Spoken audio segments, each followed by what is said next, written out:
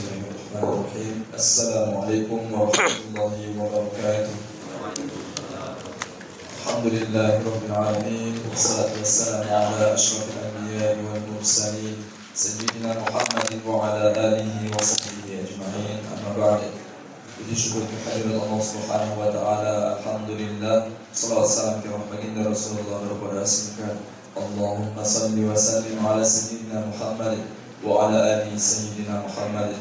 Bapak Ibu, orang-orang tua kami, seluruh jamaah Masjid Baitus Salihin yang kami hormati, serta Ustaz yang sama-sama kita muliakan.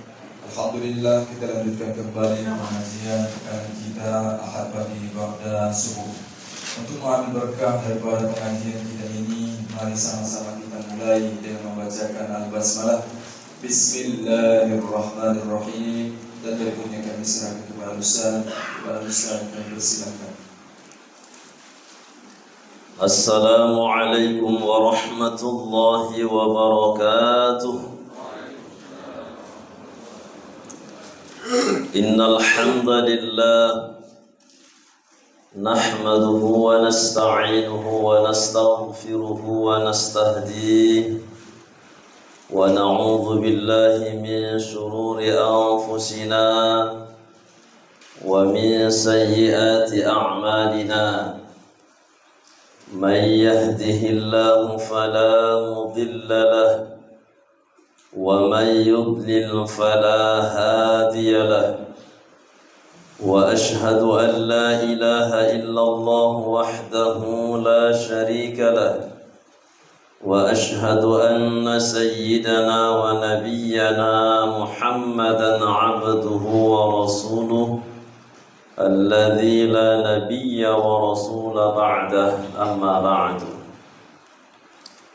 فقال الله سبحانه وتعالى في القرآن الكريم أعوذ بالله من الشيطان الرجيم بسم الله الرحمن الرحيم يا أيها الذين آمنوا اتقوا الله حق تقاته ولا تموتن إلا وأنتم مسلمون وقال سيدنا رسول الله صلى الله عليه وسلم اتق الله حيثما كنت وأتبع السيئة الحسنة تمحها وخالق الناس بخلق حسن صدق الله العظيم وصدق رسوله النبي الكريم. Yang sama-sama kita hormati Ketua BKM dan semua pengurus Masjid Baitus Salihin. Hormat saya kepada semua Bapak Ibu yang berhadir. Mudah-mudahan tidak ada yang tunduk.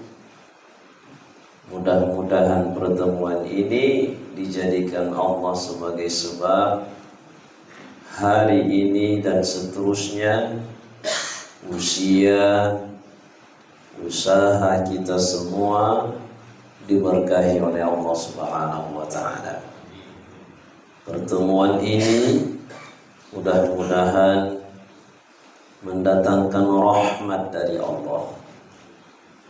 Pulang kita masing-masing ke rumah dijaga oleh Allah Subhanahu wa taala. Allahumma ij'al jam'ana hadza jam'an marhuma wa tafarruqana min ba'dihi tafarruqan ma'suma. Amin. Ya Rabbal Alamin. Sehat ibu-ibu? Bisa nggak tunduk sampai akhir? Insya Allah. Bapak-bapak sehat semuanya? Yang bersandar, bersandarlah, tapi jangan tunduk, jangan tutup mata. Kajian kita pagi hari ini tentang tasawuf. Ilmu tasawuf, kaji ini harus diulang terus. Tasawuf itu huwal khuruju min kulli khuluqin daniyyin wad dukhulu fi kulli khuluqin saniyyin. Belajar tasawuf, harapan kita dengan kajian ini, huwal khuruju, dapat mengeluarkan kita min kulli khuluqin daniyyin, dari akhlak-akhlak yang tercela, karakter yang tercela.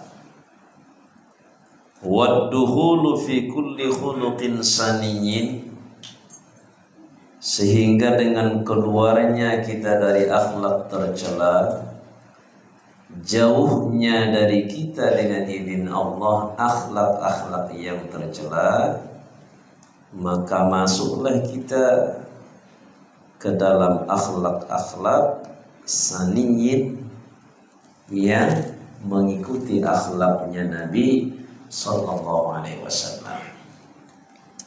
Innama bu'ithtu liutammima makarimal akhlaq. Saya diutus untuk menyempurnakan akhlak. Itu sabda Rasulullah sallallahu alaihi wasallam.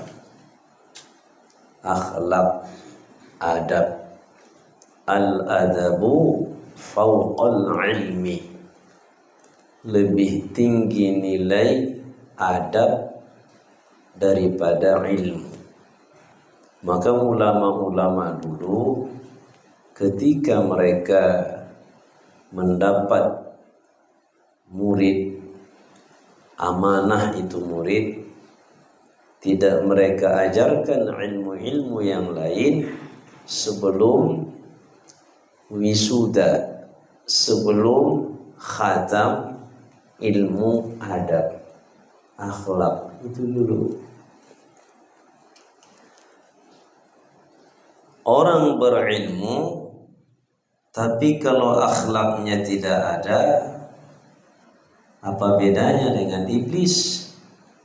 Karena iblis juga orang berilmu, bukan orang ya, jin berilmu, iblis berilmu, bukan manusia. Apa buktinya dia berilmu? Karena dulu namanya Azazil. Azazil dia lebih tinggi daripada kedudukan malaikat pada waktu itu. Bahkan ketika disuruh malaikat bersujud, masuklah dia dalam sebutan malaikat itu. Dia bukan malaikat, dia lebih hebat lagi dari malaikat. Tapi karena dua kesalahan, apa yang membuat engkau tidak sujud wahai iblis? Ma mana'aka an tasjuda li Adam? Kata dia, saya lebih baik dari Adam. Wa idh qulna lil malaikati isjudu li Adam fasajadu illa iblis. Aba, enggan, enggak mau, menolak. Sudah menolak, satu lagi wastakbara, merasa lebih hebat daripada Nabi Adam. Ana khairum minhu, saya lebih baik dari dia. Wa kana minal kafirin, ribuan tahun dia beribadah, ribuan tahun dia tidak pernah maksiat kepada Allah, tapi dengan tidak maunya sujud kepada Adam, padahal perintah itu adalah perintah Allah, maka pada akhirnya dia kafir. Minal kafirin, tertutuplah iman dari dia. Maka dalam Al-Quran kata iblis disebut oleh Allah, saya pun dulu menyembah yang kalian sembah, tapi kemudian saya ingkar. Itu pernyataan dari iblis sebagaimana disebutkan oleh Allah Subhanahu wa taala. Maka ngaji akhlak, ngaji tasawuf ini bagaimana supaya hilang dari kita akhlak-akhlak yang tidak terpuji dalam kehidupan kita ini. Diusirlah iblis. Dia bertanya kepada Allah. Ini ada dalam kitab Diwan Al-Imam Asy-Syafi'i. Ya Allah, tolong tangguhkan supaya saya jangan disiksa. Nanti saya disiksa, biarkan dan izinkan dulu saya untuk menyesatkan Adam, istrinya, dan semua anak cucunya. Jadi kita ini Bapak Ibu satu kakek kita, sama kakek kita. Siapa kakek kita? Nabi Adam. Ada Jawa, Melayu, Aceh, Mandailing, Batak, semua kita yang ada di masjid ini, semua kita yang ada di dunia ini asalnya adalah Nabi Adam. Wa min ayatihi an khalaqakum min turab thumma idza antum basharun tantashirun.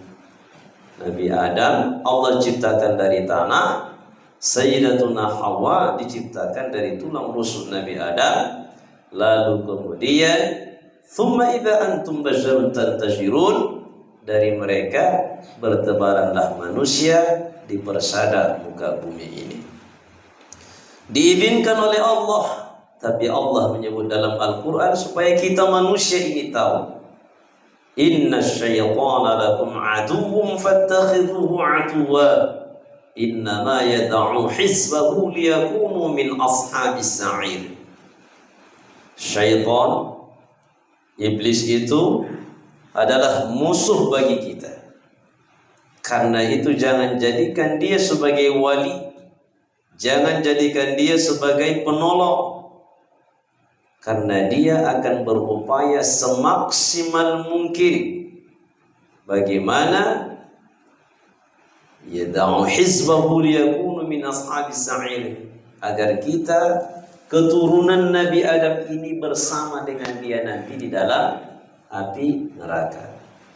Maka Allah sebutkan innama yad'u, innama adatul hasri dalam bahasa Arab, membatasi. Hanya saja yad'u hizbahu liyakunu min ashabis sa'ir, visi misi dia supaya manusia bersama di dalam neraka dengan itulah ending daripada semua perjuangan iblis. Diusir oleh Allah, lalu dia bertanya, di mana tempat saya? Ya Allah, kalau saya diusir, fil hammam, di kamar mandi. Jadi itu diizinkan oleh Allah. Maka ibu bapak kalau masuk kamar mandi apa doanya? Allahumma inni, masih ingat Pak? Masih lah ya, dia mah nanti yang masuk. Allahumma inni a'udzubika minal khubuthi wal khaba'ith. Ya Allah, saya berlindung kepadamu dari khubuth, setan laki-laki, wal khaba'ith, setan perempuan. Hati-hati kalau sudah usia di atas 60 tahun. Ibu rata-rata 36 ya, lewat sedikit ya. Kalau masuk kamar mandi nggak baca doa, hati-hati, asal jatuh dah kena tuh stroke. Kenapa? Karena itu kesempatan syaitan bagaimana supaya celaka. Mana senang dia manusia ini bahagia. Tapi kalau baca doa, mudah-mudahan selamat. Terus ya Allah, di mana nanti majelis saya? Majelismu kata Allah fisuk, di pasar, pajak. Ibu kalau masuk pajak mohon perlindungan dari Allah, karena itu adalah majelisnya iblis.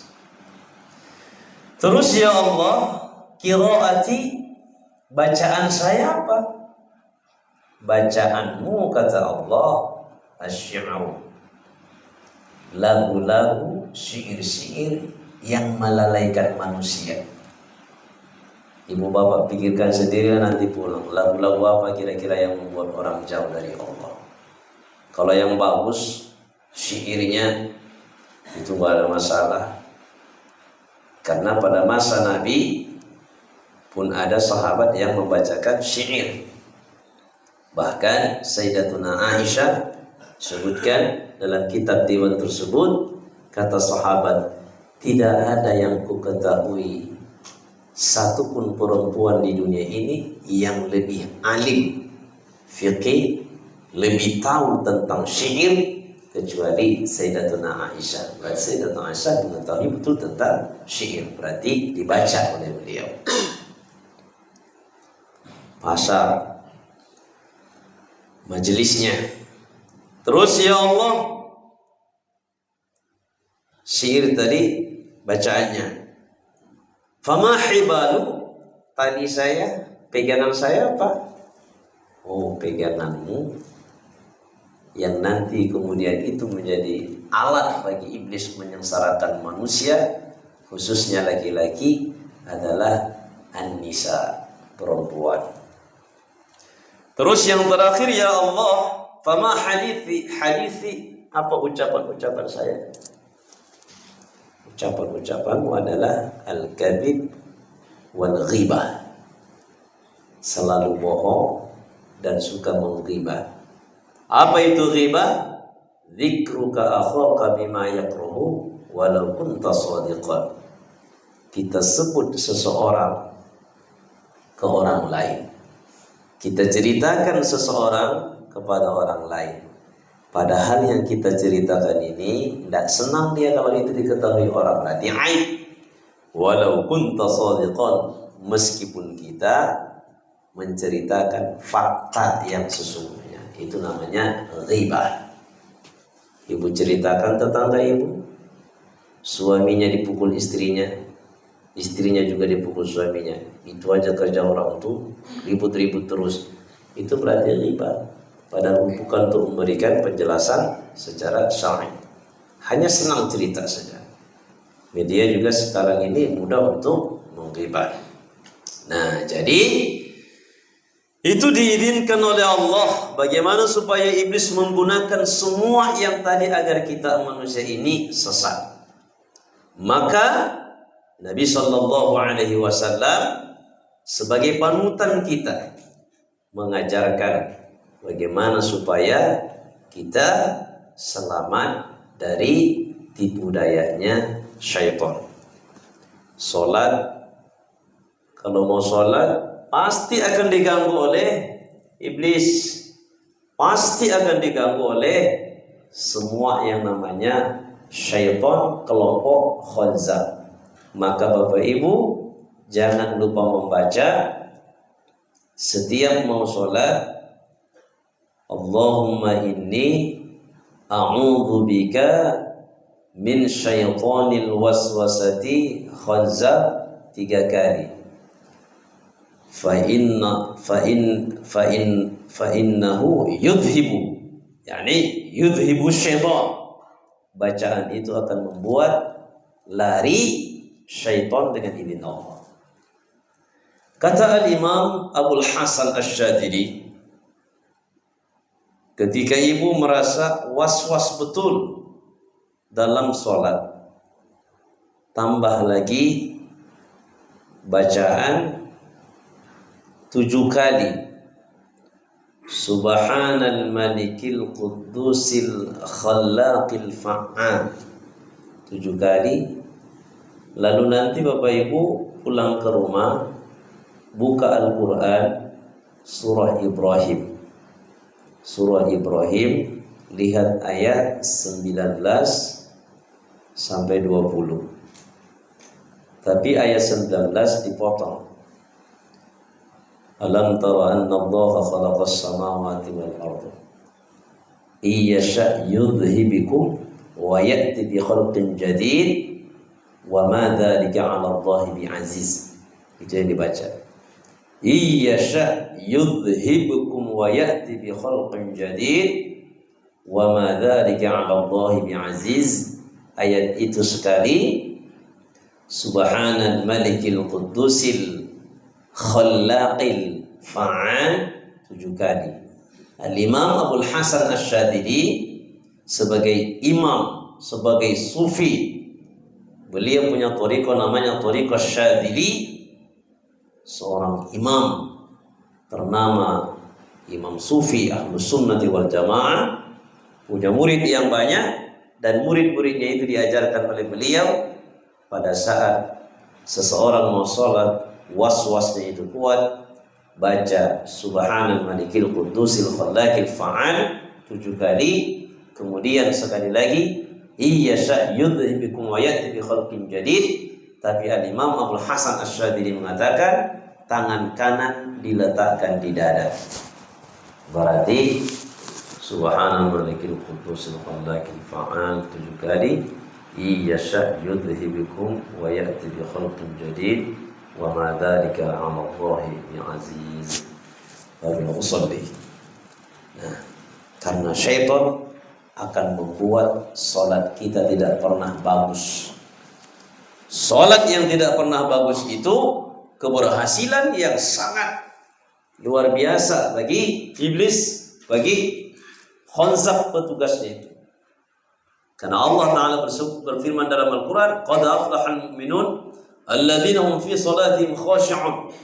Beruntung orang beriman di dunia di akhirat apabila dia salatnya dalam kondisi khusyuk. Iblis tidak akan mau itu. Iblis tidak akan ridho. Semua penyakit-penyakit yang masuk ke dalam hati akan dimasukkan oleh iblis. Maka tasawuf ini Bapak Ibu yang dirahmati Allah, wal khuruju min kulli khuluqin daniyin wad dukhulu fi kulli khuluqin saniyin. Fa idza tahalla al-'abdu bi mahasin al-akhlaqi allati warada biha sunan an-nabawiyyah, apabila hamba kita inilah manusia tahalla ada 3, tahalla, takhalli, tajalli. Nah, itu kan 3. Tahalla, bagaimana supaya kita menghiasi diri kita dengan akhlak yang dicontohkan oleh Nabi. Kalau itu kita buat, takhalli, tahalla, tahalli, takhalli, maka kita akan senang menyendiri untuk mengingat Allah. Kalau itu sudah dapat, maka yang terakhir nanti tajalli. Allah kasih tampak kepada kita rahasia-rahasianya. Bukan berarti kita semua langsung menjadi wali Allah, tapi kata hatinya itu dibenarkan oleh Allah melalui bisikan-bisikan yang bagus. Sehingga Nabi bersabda, ittaqu firasatal mu'mini fa innahu yanzuru bi nurillah. Kalian harus berhati-hati dengan firasat orang yang bagus imannya, yang bagus akhlaknya tadi. Fa innahu yanzuru bi nurillah, karena dia melihat dengan nur Allah. Makanya orang dulu asal ada yang mau mereka lakukan, langsung tanya ulama itu. Mana ulama kita tuh? Sana. Assalamualaikum. Waalaikumsalam. Ini Ustaz, Kiai, Tuan, saya mau buka kedai. Buka toko saja datang ke ulama.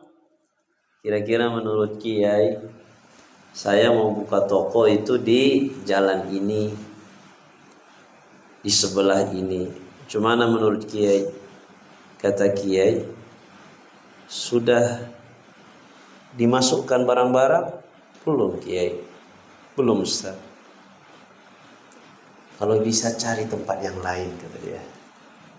Cari tempat yang lain di sana. Nah, itu diikuti oleh orang dulu. Lancar. Kenapa? Karena ulama itu dikasih Allah firasat. Firasat itu datangnya dari Allah. Karena dia selalu siang dan malam menyebut Allah, Allah, Allah, Allah, pikiran dan hatinya ke Allah, maka yang tak dilihat oleh orang, yang tak diketahui oleh orang, karena sifatnya itu rahasia Allah, yang akan datang padahal dikasih tahu oleh Allah, ada namanya firasat. Makanya ulama itu dulu diperlakukan demikian. Mau menikah anaknya, minta hari, Kiai, Tuan, kira-kira hari apa, tanggal berapa? Semua itu ke ulama. Karena ulama itu adalah suluk. Nabi SAW menyebut al-ulama warathatul anbiya. Nabi itu didatangi oleh sahabat. Sampai kepada perempuan yang meninggal suaminya pun datang ke Rasul. Hanya minta pituah. Kadang mereka itu yang datang, kalau diibaratkan sekarang nih, terlalu kali berani kali ke Rasul. Saking beraninya datang tuh wanita-wanita ke Rasul, nikahi saya ya Rasul. Nah, cuman kalau begini jangan didatangi ustaz begitu kan? Jangan didatangi ulama begitu. Karena Nabi itu menikah Nabi tidak ada batasan. Karena khususiyah Nabi itu kalau menikah berapapun yang diinginkan oleh Nabi bebas. Kalau kita umat Nabi hanya 4 saja. Dan Nabi itu dalam pernikahan tidak mesti ada wali, tidak mesti ada saksi. Nabi yang menikahkan kembali dirinya seperempuan itu sudah sah. Nah ini kadang-kadang ajaran sesat yang meniru begini, dikawinkannya itu perempuan ke dia, itu ajaran yang tidak benar. Ya. Jadi ditanya semuanya. Ketika ditanya ini kata guru diikutin. Kenapa harus didatangin ulama seperti itu? Karena Allah membuka rahasia Allah bagi dia yang disebut dengan tajalli dalam ilmu tasawuf. Tajalli, dia melihat sesuatu yang tak bisa dilihat oleh orang. Kalau istilah lain mukasyafah. Mukasyafah. Tapi sekarang sudah nggak mau lagi orang. Kenapa? Ustaz itu dekat kali bersama pejabat, kata orang kan. Akhirnya masyarakat pukul rata. Semua yang namanya ustaz, nggak ada yang benar. Nah ini akibat ketika ada ustaz yang merusak nama baik dia, ustaz yang lain pun kemudian menjadi rusak. Tapi kita yang belajar tasawuf tak boleh demikian. Kalaulah misalkan ada seseorang yang kita lihat, lihatlah sisi baik dia. Kenapa? Karena walaupun dia salah, ada baiknya. Sebaik-baik manusia pasti juga ada salahnya. Kecuali fatal kali salahnya. Kalau salah ya pasti ada salahnya. Imam An-Nawawi, Abu Zakaria Yahya bin Sharaf An-Nawawi, salah satu doanya, ya Allah tutuplah dari saya supaya tidak melihat satupun aib dari guru-guru saya. Itu doa Imam An-Nawawi. Kalau kita berdoa supaya ditutup Allah agar tidak kita lihat aib guru, aib ulama, selamat. Sayangnya kondisi hari ini banyak orang mendengar ceramah pun 1 jam ustadz itu ceramah, yang dicarinya salahnya, bukan yang benarnya. Ini yang jadi masalah.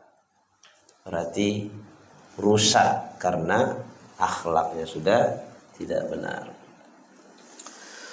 Wa takhalla an adadiha min al-akhlaqidz dzamimah, dengan akhlak terpuji yang dicontohkan oleh Nabi kita terapkan dalam kehidupan kita, maka kita akan lepas daripada akhlak tercela. Karena gendangnya cuman kanan kiri, hitam putih.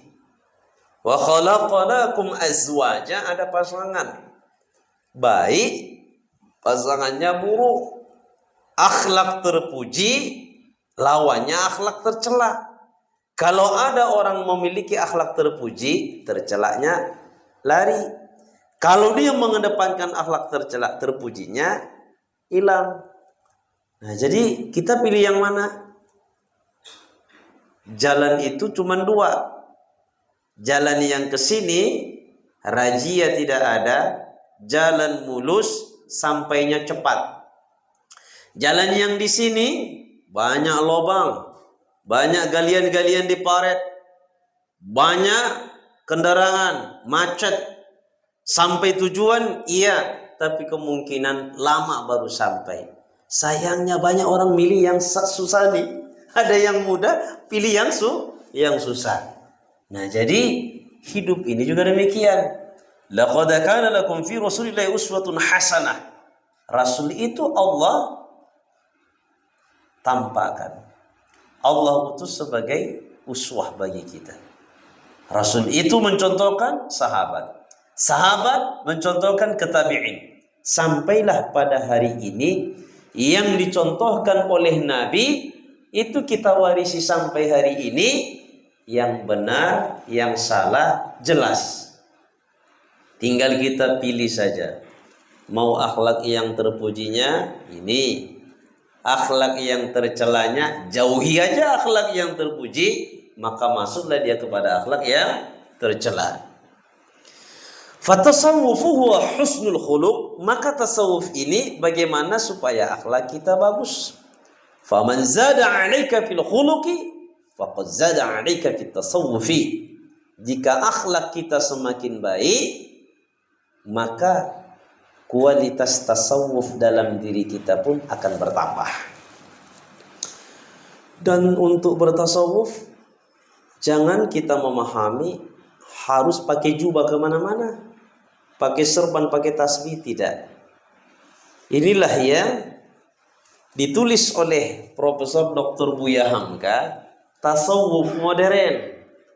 Satu sisi kita melihat itu kan ada orang memandang tidak baik. Padahal maksud daripada Buya Hamka tasawuf modern itu bagaimana supaya orang yang hidup di abad modern ini jangan bertasawuf membuat orang benci ke dia. Tapi bertasawuf itu bukan berarti kita kemana-mana pakaiannya harus menyeret jubahnya, serbannya dan lain sebagainya, tasbihnya. Biasa pun pakaian bapak, yang namanya ilmu tasawuf itu ilmu batin tetap bisa diterapkan. Sepanjang menutup aurat, jangan pula nggak nutup aurat. Nah, itu sudah kesalahan yang fatal. Nah, jadi bertasawuf apabila akhlak seseorang itu semakin baik, akhlak terpuji tertanam dalam dirinya, maka nilai tasawuf itu pun naik. Ya. Wa fil hadis, dalam hadis, athqalu ma yudha'u fi mizanil 'abdi yaumal qiyamah husnul khuluq. Nanti akan ditimbang amal kita Bapak Ibu di akhirat. Kebaikan dalam bentuk nur, kejahatan dan dosa dalam bentuk kegelapan. Yang membuat timbangan amal kita itu semakin berat adalah husnul khuluq, akhlak yang sangat baik. Ya, kalau akhlak seseorang itu baik, nanti amalnya di akhirat ditimbang berat. Ditimbang.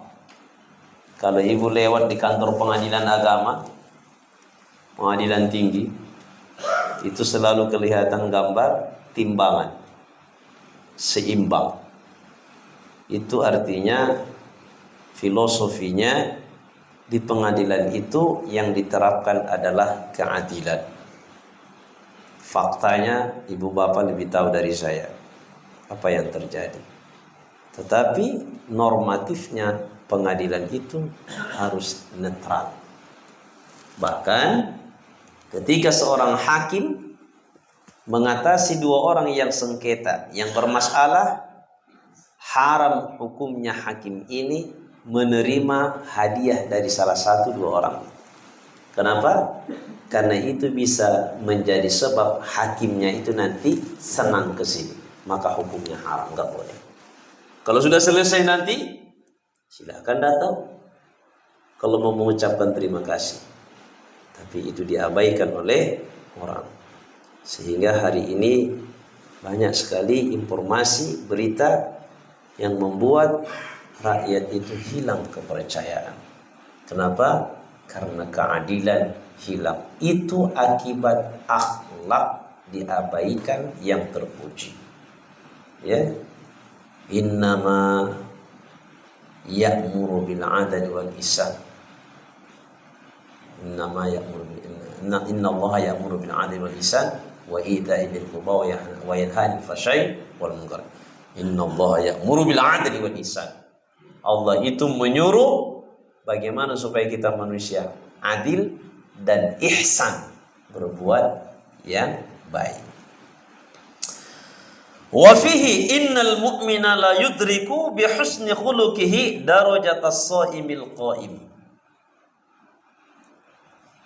Di dalam riwayat yang lain, hadis ditakhrij oleh Imam Abu Daud, sungguh orang yang beriman itu la yudriku bi husni khuluqihi, akan mendapati dengan sebab akhlaknya yang baik darajatas shaimi, tingkatan pahala seperti orang yang berpuasa.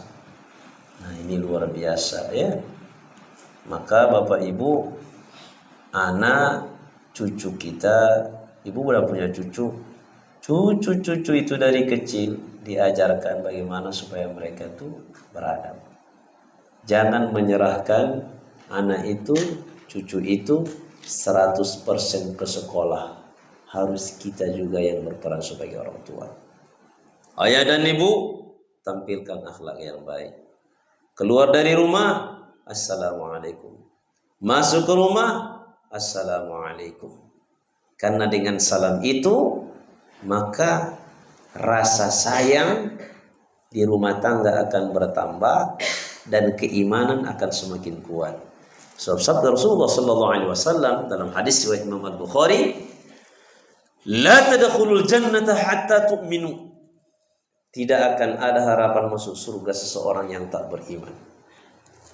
Wala tu'minu, dan tidak dianggap bagus keimanan seseorang hatta tahabbu, sampai mereka itu memiliki sifat saling mencintai. Awala adullukum bi syai'in idza fa'altum tahabbtum. Lalu Nabi kemudian menawarkan satu amalan, jika diamalkan maka manusianya akan saling mencintai. Saling mencintai akan melahirkan kekuatan iman. Apa itu? Afsyus salam, tebarkanlah salam. Kalau bapak berangkat dari rumah, assalamualaikum. Masuk ke rumah, assalamualaikum. Istri, anak, cucu dicium, dipeluk, karena itu akan menambah karakter baik dalam diri keluarga tersebut. Nah, ini yang ditanamkan oleh Rasulullah SAW. Jangan selalu didengar oleh anak cakap orang tuanya, cakap kakeknya yang gak bagus di rumah. Itu nanti akan dia bawa keluar. Sudah dia bawa keluar, dari luar pun nanti akan dibawanya banyak ke rumah. Nah, akhirnya apa yang terjadi? Tidak ada kontrol daripada ucapan si anak, cakap kotor. Sedangkan suami istri yang berupaya membuat anaknya berakhlak yang baik, karena di luar nanti jumpa dengan anak-anak yang tidak baik, itu 1-2 terbawa ke dalam rumah. Apalagi dibiarkan. Karena itu, muru auladakum bis-shalah wa hum abana'u 7 sinin wadribuhum 'alaiha wa hum abana'u 'ashrin wa farriqu bainahum fil madaji'. Hadis ini bukan hanya sholat yang disuruh anak, tetapi semua yang berhubungan dengan akhlak terpuji. Termasuk Tuhan dia Nabi dia, dan semua keyakinan-keyakinan rukun iman tuh. Pernah saya tanya anak-anak. Memang anak-anak namanya kan anak-anak kecil. Ya, kecilnya itu kan sebenarnya udah SD dia. Saya tanya, siapa Tuhanmu nak? Saya bilang. Dia manggil saya Abi. Jokowi katanya. Itulah Tuhannya. Siapa Tuhanmu nak? Saya bilang. Jokowi Abi katanya. Nah ini, ya sekarang anak itu sudah masuk pesantren. Pelajaran yang kita ambil, sebegitukah anak SD diajarkan guru? Tuhannya saja nggak tahu dia. Tuhannya, siapa Tuhanmu nak? Seharusnya kan Allah. Ini dijawabnya presiden. Dan itu saya ulang lagi. Nah, ini saya jawab tuh anak. Saya ulang lagi, sama jawabannya. Na'udzubillahi min dzalik. Nah, oleh karena itu, bagaimana kita menanamkan kepada anak-anak akhlak yang baik. Kitalah mulai. Waqad hasara al-Imam al-Ghazali rahimahullah al-akhlaqul mahmudah fi 'asratin. Akhlak yang dicontohkan oleh Nabi sallallahu alaihi wasallam itu sangat banyak. Sehingga Nabi itu disebut insan kamil, makhluk yang sempurna. Tetapi sebagai umat Nabi, 10 ini saja kita tanamkan dalam diri kita, mudah-mudahan kita itu sudah mencontoh Nabi dengan sempurna. 10 ini saja. Yang pertama, hari itu setiap kita melakukan dosa, jangan pernah menganggap itu remeh. Taubat. Yang kedua, jangan pernah menganggap kalau kehidupan ini hanya di dunia saja. Kehidupan itu mulai dari kita meninggal akan mulai hidup baru. Hidup di situ sudah tidak ada lagi sholat, tidak ada lagi perintah, tidak ada lagi larangan di situ. Tapi mulai meninggal, pindah alam, akan menikmati. Kalau baik semasa hidup, raudhatan min riyadil jannah. Kalau tidak baik semasa hidup, hufratan min hufarin nar. Semalam terkejut betul saya ketika dikasih tahu meninggal seseorang di jalan amal. Di rumah, memang pekan lalunya itu dia datang wirid. Cuman ketika dapat informasi dari istrinya, makin terkejut lagi. Meninggal jam tengah 11, sekitar tengah 11 jam malam. Maghrib, Isya, sehat. Dia punya toko. Pergi lagi dia ke toko. Pulang ke rumahnya, masih duduk-duduk lagi sama cucunya, sama istrinya. Jam 10 masih nonton TV lagi dia. Tengah 11 meninggal. Ada gulanya? Tidak. Darah tinggi? Tidak. Sehat. Enggak ada keluhan-keluhan. Usianya 64 tahun. Ternyata meninggal itu tidak disyaratkan harus sakit. Meninggal itu tidak disyaratkan harus tua. Cuman kalau sudah dekat dengan usia Nabi 63, harus lebih bersiap-siap. Ada usia ibu yang 62, Bu. 62. Hati-hatilah. Yang 63 ada pas. Yang sudah lewat aman lah, belum tentu juga. Jangan dibilang aman. Meninggal tiba-tiba. Bayangkan. Kalau si bapak tadi sholat dia, bagus dengan keluarganya, meninggal. Sedih keluarga, tapi ada terucap alhamdulillah. Kenapa? Bagus dia. Bayangkan kalau misalnya setengah jam sebelum meninggal dunia bermaksiat habis-habisan, ribut dengan keluarga, banyak hal-hal yang bejat dilakukan, meninggal dunia. Bagaimana dengan kondisi dia di alam barzakh? Ketika meninggal dunia, dicabut malaikat Azrail, maka terlihatlah semua. Terlihat semua. Manfaat mengaji ini kelihatan, manfaat sholat kelihatan. Tapi ketika dia menyampaikan kepada orang di sekelilingnya, suaranya itu tidak terdengar lagi. Kenapa? Dimensinya sudah berakhir. Maka kalau dibaca kitab Syarhus Sudur bi Syarhi Halil Mauta wal Kubur, ternyata orang yang meninggal dunia itu dia memanggil orang yang hidup, menyebut penyesalan dia, karena dimensinya sudah lain, nggak bisa kita dengar.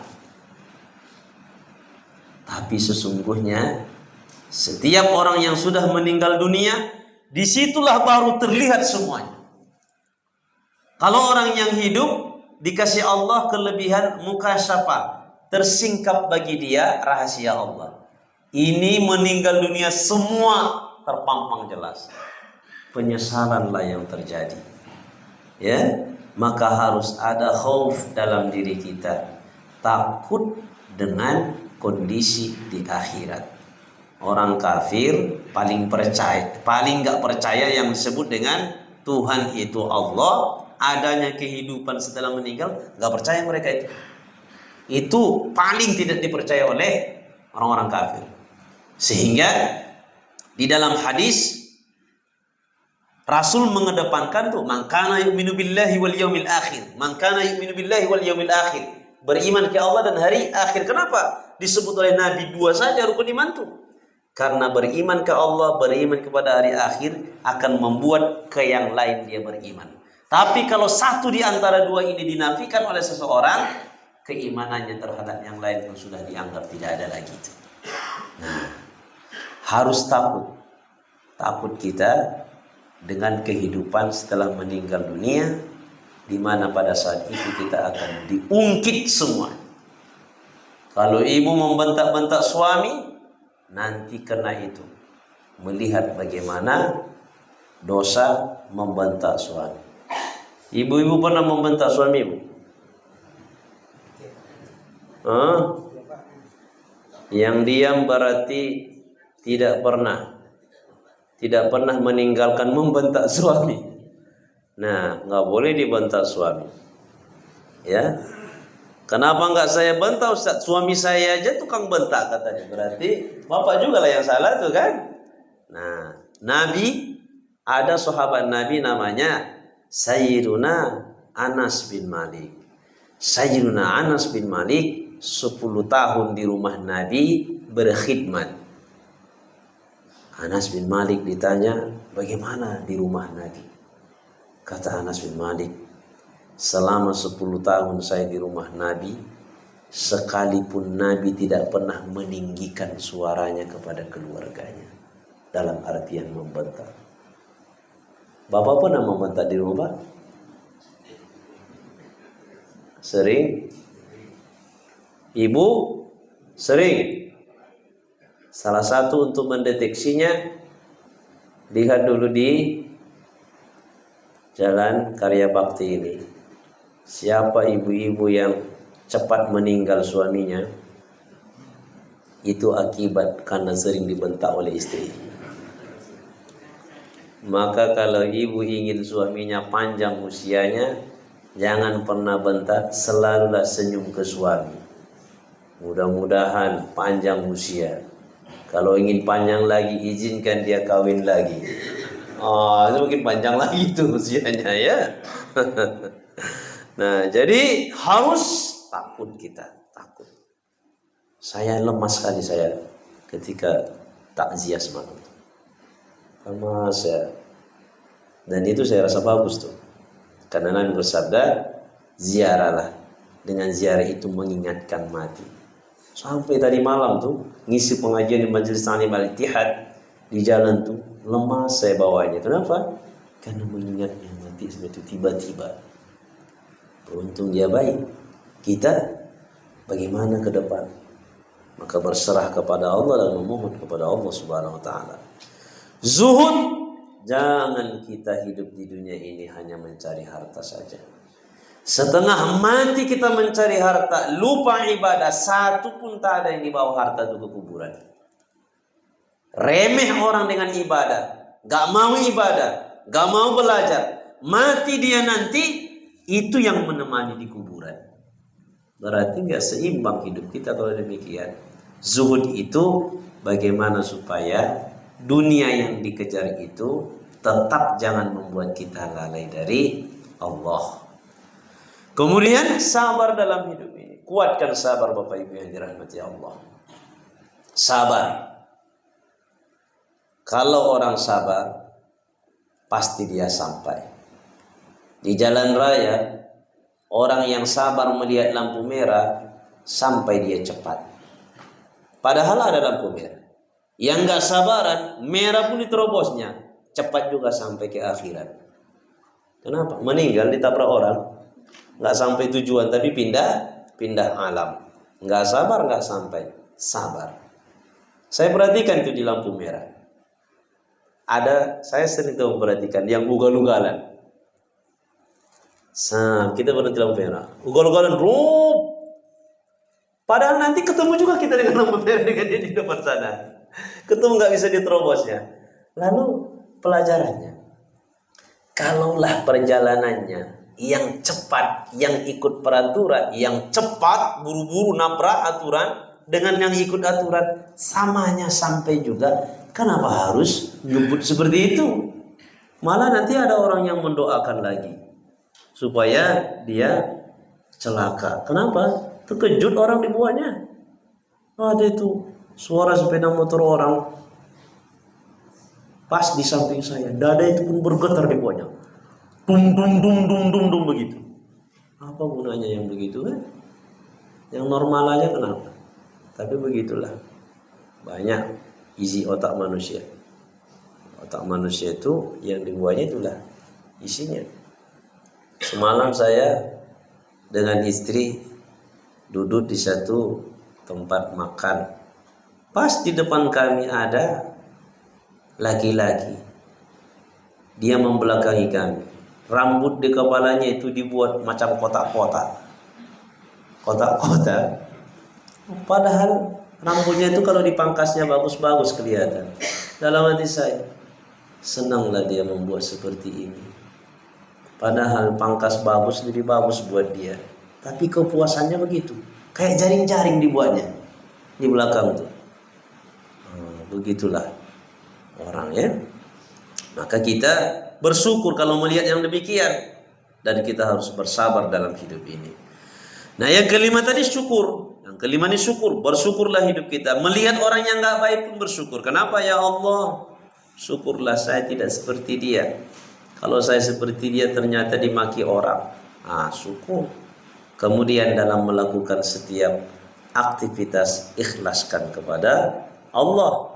Yang ketujuh, bagaimana supaya setiap yang dilakukan itu akhiri dengan tawakal, serahkan kepada Allah.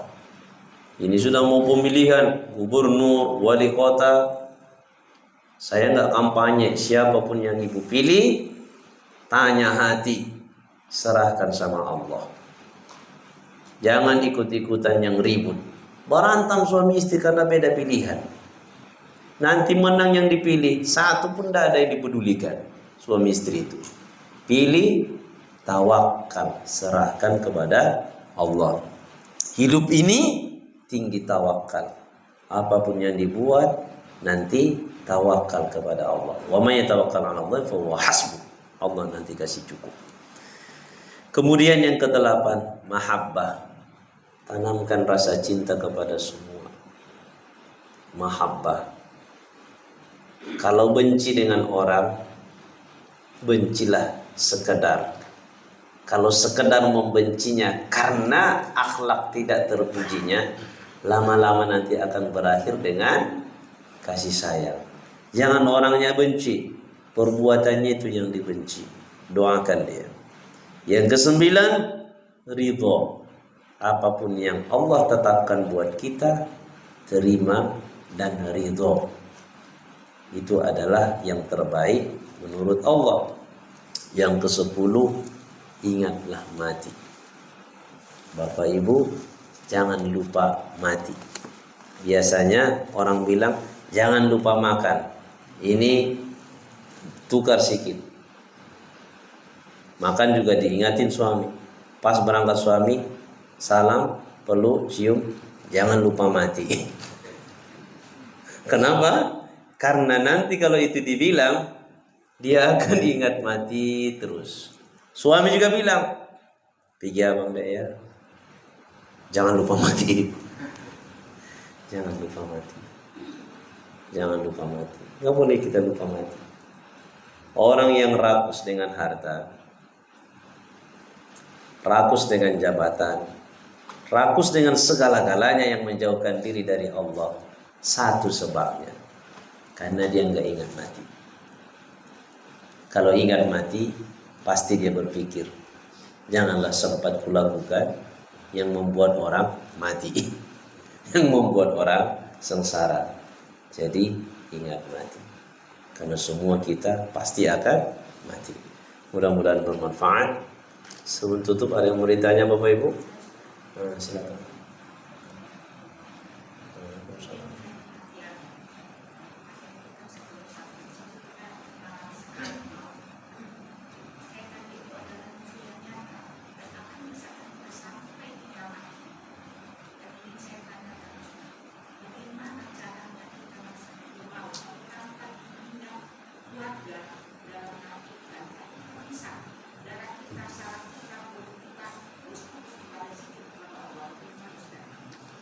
Baik. Manusia memiliki sifat lupa. Dalam kondisi tenang bisa lupa. Dalam kondisi sempit bisa lupa. Termasuk dalam kondisi saat meninggal dunia bisa lupa orang dengan Allah. Karena itu Nabi SAW bersabda, laqinu mautakum la ilaha illallah. Mauta itu artinya adalah sayamut. Sayamut berarti dalam fikih sudah namanya muhtadar. Ajarkanlah kalimat la ilaha illallah bagi yang hendak meninggal dunia. Jadi ibu jangan berupaya tanpa pertolongan orang. Karena itu sunnah ajaran Nabi supaya yang hidup mengingatkan. Nah, sekarang yang ditanya, apa yang harus kita lakukan supaya nanti terbantu pada saat itu? Ya. Cintailah Allah. Karena dalam hadis riwayat Imam Al-Bukhari, Nabi SAW menyebutkan bagaimana supaya kita ayyakuna Allahu wa rasuluhu ahabba ilaihi mimma siwahuma. Kita membuat cinta kepada Allah, cinta kepada Rasulullah melebihi yang lain. Kalaupun cinta kepada suami, anak, keluarga semuanya, tetap cinta kita ke Allah dan Rasul harus menjadi prioritas. Lalu ada satu ketetapan, man ahabba syai'an aktsara min dzikrihi.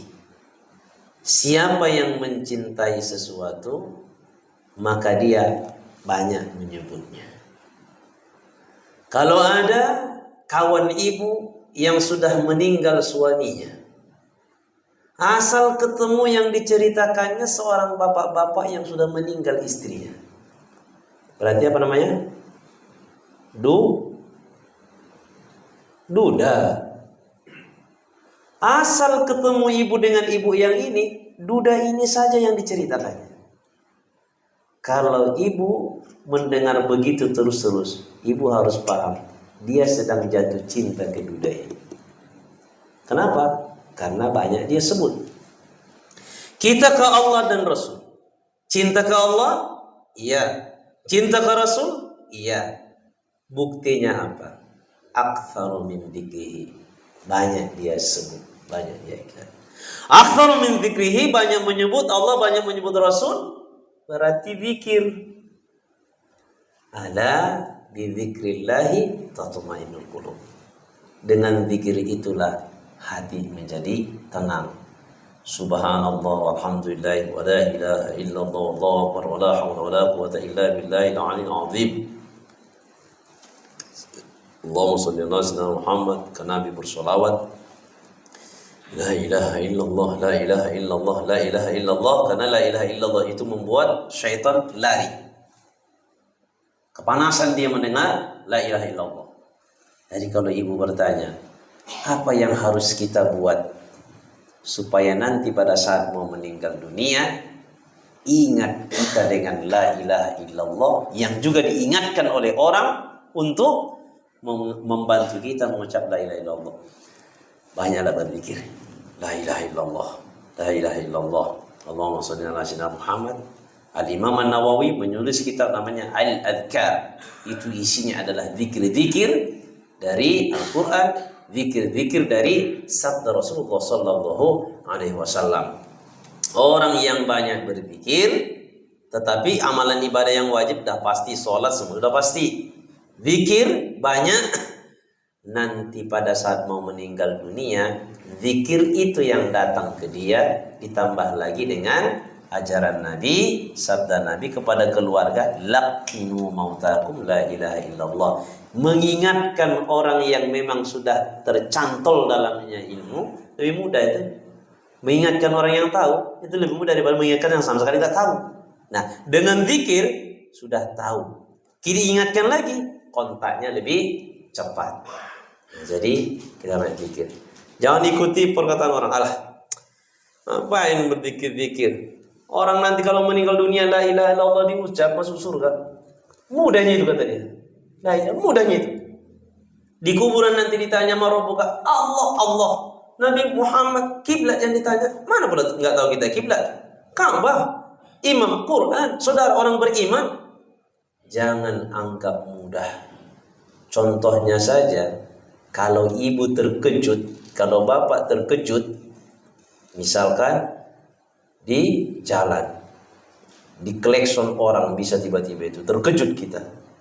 Pada saat terkejut itu gerakannya refleks, nggak ada disengaja itu.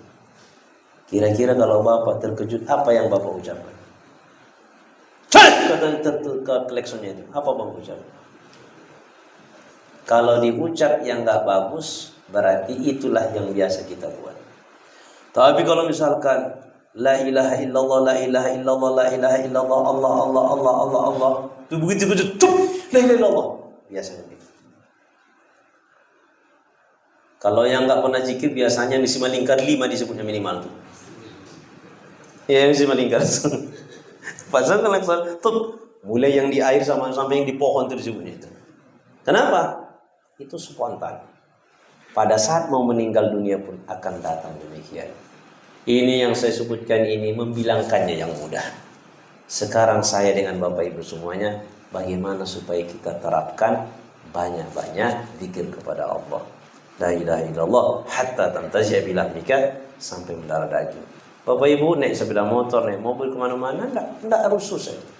La ilaha illallah. Maka Bapak Ibu bagus juga lah, beli itu tasbih digital, cantolkan di tangan. Kalau susah bawa tasbih yang begini, tekan. Setidaknya nampak itu, ingat lagi, walaupun 10. Lupa lagi nanti, ingat 10. Nah, itu mengingatkan. Jadi beli itu. Kalau bisa lagi, supaya lebih ingat kepada kematian, siapa Bapak Ibu yang sudah usianya 40 tahun lebih, maka sunnah pakai tongkat. Jadi bapak nanti tengok dulu kakak KTP. Udah berapa umur? Kalau umur bapak ibu sudah lewat 40 tahun, langsung konfirmasi sama Pak Indra supaya ditempatkan tongkat. Jadi Besok-besok di masjid ini ada khusus parkiran tongkat. Karena orang yang pakai tongkat itu ingat mati. Nah, mudah-mudahan bermanfaat. Nah, ada tongkat dia dibuat itu. Nah, baik, mudah-mudahan bermanfaat. Mohon maaf saya kepada Bapak Ibu bila ada penyampaian yang kurang berkenan. Subhanakallah wa bihamdika asyhadu an la ilaha illa anta astaghfiruka wa atubu ilaik. Walhamdulillahi rabbil alamin. Alhamdulillahi rabbil alamin wassalatu wassalamu ala asyrafil anbiya'i wal mursalin wa ala alihi wa sahbihi ajma'in. Allahumma anfa'na bima 'allamtana wa 'allimna ma yanfa'una warzuqna 'ilman yanfa'una bi rahmatika ya arhamar rahimin. اللهم فقهنا في الدين وعلمنا التأويل. اللهم إنا نعوذ بك من المغرم والمأثم. اللهم أعنا على ذكرك وشكرك وحسن عبادتك. ربنا آتنا في الدنيا حسنة وفي الآخرة حسنة وقنا عذاب النار. وصلى الله وسلم على سيدنا محمد وعلى آله وصحبه أجمعين والحمد لله رب العالمين. السلام عليكم ورحمة الله وبركاته. Bapak Ibu, mohon berdoa semoga masing-masing yang pada hari ini kita mulai membacakan basmalah dan kita sudah membacakan alhamdulillah rabbil alamin. Assalamualaikum warahmatullahi wabarakatuh.